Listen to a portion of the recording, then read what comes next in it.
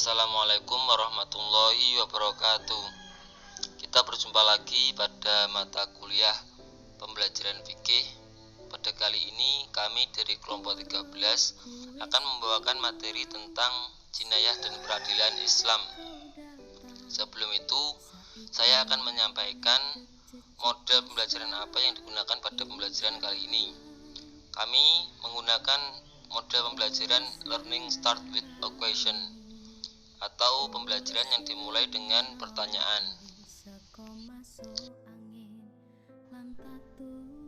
Langkah-langkah dalam melaksanakan model pembelajaran Learning Start with a Question adalah yang pertama, murid diminta untuk belajar secara mandiri atau berpasangan.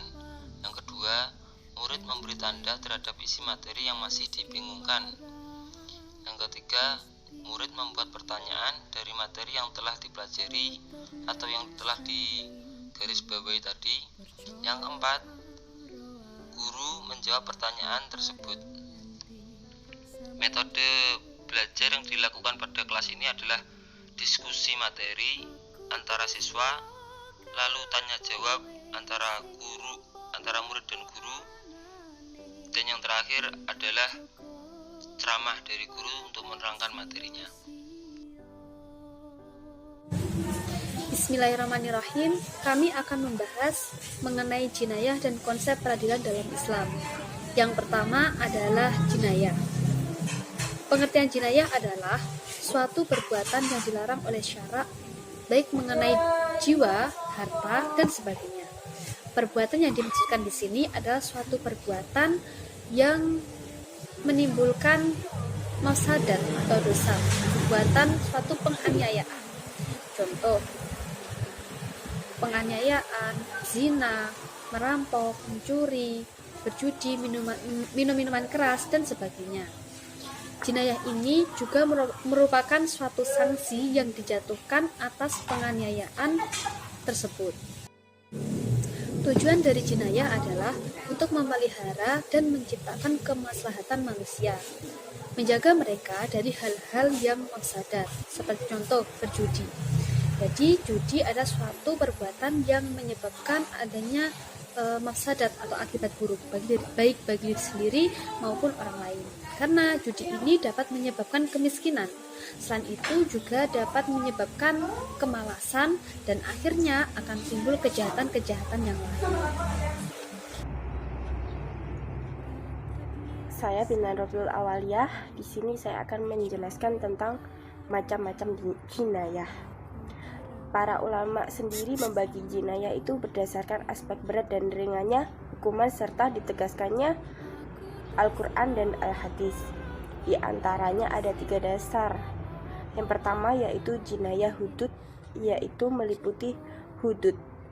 Hudud adalah jamaknya had, artinya menurut bahasa adalah menahan atau menghukum.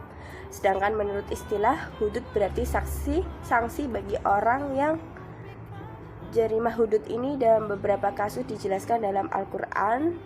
Salah satu di antaranya itu surat An-Nur ayat 2. Yaitu yang melanggar hukum syara dengan cara didera atau dipukul dan dilempari batu hingga ia mati atau dirajam. Sanksi tersebut dapat pula berupa dipotong tangan, lalu sebelah atau keduanya, dan kaki atau kedua tangannya, tergantung kepada kesalahan yang dilakukan. Hukum ini merupakan hukum yang maksimal bagi suatu pelanggaran yang tertentu pada hukum tersebut. Contohnya adalah perempuan yang berzina dan laki-laki yang berzina. Maka deralah setiap orang dari keduanya 100 kali dera. Dan janganlah kalian berbelas kasihan kepada mereka. Terus jenis-jenis jinayah hudud itu diantaranya yaitu perzinaan, qadhaf menuduh berbuat zina, meminum minuman keras, pencurian, rampokan, pemberontakan, murtad, jinayah kisos atau diat. Yang kedua yaitu jinayah kisos atau diat. Hukum kisos adalah pembalasan yang setimpal atas pelanggaran yang bersifat pengerusakan badan. Kemudian diat adalah denda yang wajib harus dikeluarkan baik berupa barang maupun uang oleh seseorang yang terkena hukum diat sebab membunuh atau melukai seseorang, karena ada pengampunan keringanan hukuman. Jenis-jenisnya diantaranya yaitu pembunuhan sengaja, pembunuhan semi sengaja, pembunuhan tersalah, pelukan sengaja, dan pelukan semi sengaja. Yang ketiga yaitu jinayah takzir. Hukum takzir adalah hukuman atas pelanggaran yang tidak ditetapkan hukumnya dalam Al-Quran dan hadis, yang bentuknya sebagai hukuman ringan. Menurut hukum Islam, pelaksanaan hukum takzir diserahkan sepenuhnya kepada hakim Islam.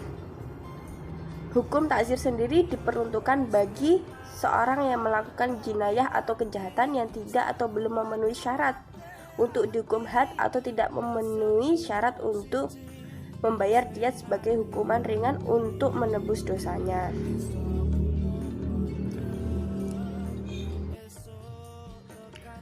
Hikmah jinayah sendiri adalah menjaga dan melindungi hak masyarakat, yaitu untuk mendisiplinkan dan memberi efek jerah supaya tidak melakukan hal yang menimbulkan mudarat bagi masyarakat sendiri, dan menciptakan keamanan, ketentraman, dan stabilitas, menjaga hak-hak kehidupan yang harus dilindungi dan dihormati, serta menjaga dan melindungi kehormatan jiwa, akal, dan harta benda.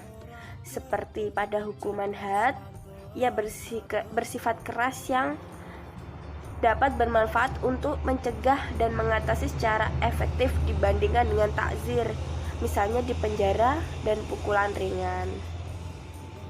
Baik, kita masuk pada pembahasan yang kedua, yaitu tentang peradilan Islam. Peradilan dalam Kamus Besar Bahasa Indonesia berarti segala sesuatu mengenai perkara pengadilan. Sedangkan pengadilan sendiri memiliki arti yang banyak, yaitu dewan atau majelis yang mengadili perkara, mahkamah, proses mengadili, keputusan hakim yang mengadili perkara, dan mahkamah perkara. Sedangkan menurut istilah, peradilan adalah daya upaya untuk mencari keadilan atau penyelesaian perselisihan hukum yang dilakukan menurut peraturan-peraturan dan lembaga-lembaga tertentu dalam pengadilan.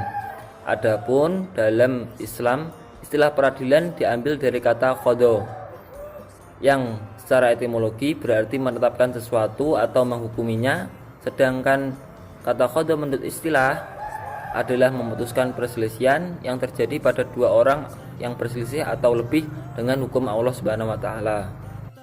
Di antara fungsi penting dari peradilan adalah menciptakan ketertiban dan ketentraman masyarakat, mewujudkan keadilan yang menyeluruh bagi seluruh lapisan masyarakat, melindungi jiwa, harta, dan kehormatan masyarakat, mengaplikasikan nilai-nilai amar ma'ruf nahi mungkar. Ada beberapa posisi yang penting dalam pengadilan atau proses peradilan. Yang pertama yaitu hakim. Hakim adalah orang yang diangkat pemerintah untuk menyelesaikan persengketaan dan memutuskan hukum suatu perkara dengan adil. Dengan kata lain, hakim adalah orang yang bertugas untuk mengadili. Ada beberapa ketentuan untuk menjadi seorang hakim. Karena tanggung jawab yang besar, maka ada kriteria tertentu secara khusus yang harus dimiliki seorang hakim, yaitu beragama Islam, akil baligh, sehat jasmani dan rohani, merdeka, berlaku adil, laki-laki, memahami hukum dalam Al-Quran dan hadis, memahami ijma', memahami bahasa Arab karena pada umumnya ada nas atau ada hukum-hukum dari Al-Quran dan hadis, lalu mampu berijtihad. Seorang hakim harus dapat melihat, dan seorang hakim juga harus dapat mendengar dengan baik. Selain seorang hakim harus dapat melihat dan mendengar dengan baik, seorang hakim juga harus mengenal baca tulis. Seorang hakim juga harus memiliki ingatan yang kuat dan dapat bicara dengan jelas. Pihak kedua yang penting adalah seorang saksi. Saksi adalah orang yang diperlukan pengadilan untuk memberikan keterangan yang berkaitan dengan suatu perkara demi tegaknya hukum dan tercapainya keadilan dalam pengadilan. Saksi diharapkan dapat memberikan kesaksian yang sebenarnya, sehingga para hakim dapat mengadili terdakwa sesuai dengan bukti-bukti yang ada, termasuk dalam keterangan dari para saksi. Sampai dalam penjelasan ini dapat dipahami bahwa Seorang saksi juga merupakan salah satu bukti di samping bukti-bukti yang lain. Syarat untuk menjadi seorang saksi adalah Islam, sudah dewasa atau balik, sehingga dapat membedakan antara yang hak dan yang batil, berakal sehat, merdeka, dan adil. Hak yang ketiga yang penting adalah penggugat. Materi atau persoalan yang dipersoalkan oleh kedua belah pihak yang terlibat perkara dalam proses peradilan disebut gugatan. Sedangkan penggugat adalah orang yang mengajukan gugatan karena merasa dirugikan oleh pihak tergugat. Penggugat dalam mengajukan gugatannya harus dapat membuktikan kebenaran gugatannya dengan menyertakan bukti-bukti yang akurat, saksi-saksi yang adil, atau dengan melakukan sumpah. Ucapan sumpah yang dapat dilakukan dengan kalimat semisal, apabila gugatan saya ini tidak benar, maka Allah akan melaknat saya. Ketiga hal tersebut, yaitu penyertaan bukti-bukti yang akurat, terus saksi-saksi yang adil, dan sumpah, merupakan syarat diajukannya sebuah gugatan. Barang bukti adalah segala sesuatu yang ditunjukkan oleh penggugat untuk memperkuat kebenaran dakwaannya. Bukti-bukti tersebut dapat berupa surat-surat resmi, dokumen, dan barang-barang lain yang dapat memperjelas masalah. Pihak keempat yang penting dalam proses peradilan adalah pihak tergugat. Pengertian pihak tergugat adalah orang yang terkena gugatan dari penggugat. Tergugat bisa membela diri dengan membantah kebenaran gugatan melalui dua cara, yaitu menyertakan bukti-bukti yang valid atau yang akurat dan bersumpah. Dalam peradilan ada beberapa pengistilahan yang perlu dipahami. Yang pertama adalah materi gugatan disebut hak. Kedua, penggugat disebut mudda'i. Yang ketiga, tergugat disebut mudda'a alaih. Yang keempat, keputusan mengenai hak penggugat disebut mahkum bih. Dan yang kelima, orang yang dikenai putusan untuk diambil haknya disebut mahkum bih.